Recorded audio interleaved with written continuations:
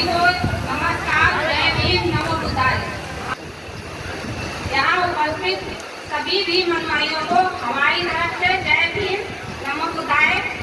आज ही के दिन 1891 ईस्वी को एक अनमोल रत्न दलितों के एवं दबे पिछड़े शोषित एवं दयनीय जीवन व्यतीत करने वाले,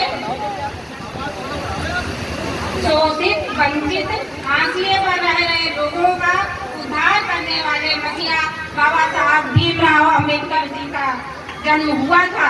उनके संघर्षमय जीवन के बलिदान और अथक प्रयासों की चर्चा करने के लिए आज हम लोग यहाँ एकत्रित हुए हैं और उन्हें सत सत आभार व्यक्त करने के लिए, जिनके कारण आज हम समाज में सम्मान पूर्वक जीवन व्यतीत करने का अधिकार रखते हैं।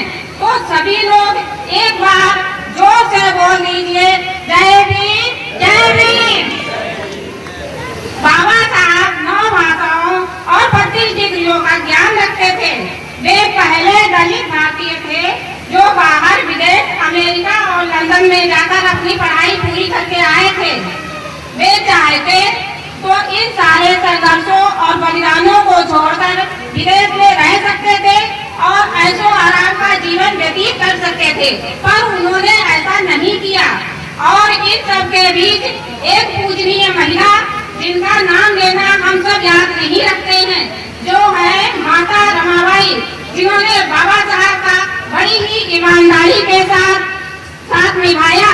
बाबा साहब ने अपने जीवन में इतना सब कुछ हासिल कर पाए, सफल हो पाए, शायद इसी बात का चलन यहीं से शुरू हुआ होगा कि हर एक सफल आदमी के पीछे एक औरत का हाथ होता है। बाबा साहब ने एक बात कही थी कि मैं इस कारवां को बड़ी ही कठिनाई से यहाँ तक लाया हूँ, हो सके तो इसे आगे बढ़ाना, यदि इतना ना कर सको तो कम से कम इसे पीछे मत जाने देना। आज के समय में धर्म, धार्मिकता पर बहुत जोर दिया जा रहा है। इस पर बाबा साहब ने कहा था कि मैं ऐसे धर्म को मानता हूँ जो स्वतंत्रता, समानता और भाईचारा की शिक्षा पर जोर देता है। और इसी राह पर चलते हुए बाबा साहब ने अपने जीवन के कुछ अंतिम दिनों पहले बौद्ध धर्म को ग्रहण किया था, जिसमें ऊंच नीच, छोटे बड़े, छुआछूत का कोई भेद नहीं था, जिसमें मनुष्य की मनुष्यता को सर्वोपरि माना जाता था। बौद्ध धर्म कोई धर्म नहीं है, बल्कि एक मार्ग है, एक विचार है, एक बात है, जिसमें अंधविश्वास, मूर्ति पूजा का सिरे से खंडन किया गया है। बुद्ध जी ने कहा था,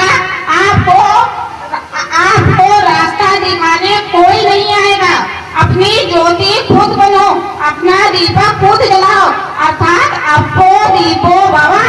अपने परिवार की उन्नति, प्रगति के लिए खूब मेहनत करो, शिक्षित बनो, क्योंकि जब तक आप मिट्टी में बीज नहीं बोते हैं तब तक आपको फल की प्राप्ति नहीं हो सकती है।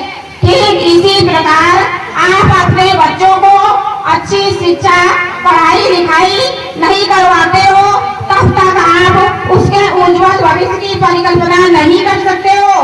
तो आप सभी माता बहनों, भाइयों से अनुरोध है कि आप अपने बच्चों को अंधभक्ति, पाखंडवाद से दूर रखें और मेहनत करना सिखाएं और अपना इतिहास जाने और बताएं। पूर्वजों, हमारे पूर्वज पहले राजा हुआ करते थे और राज किया करते थे।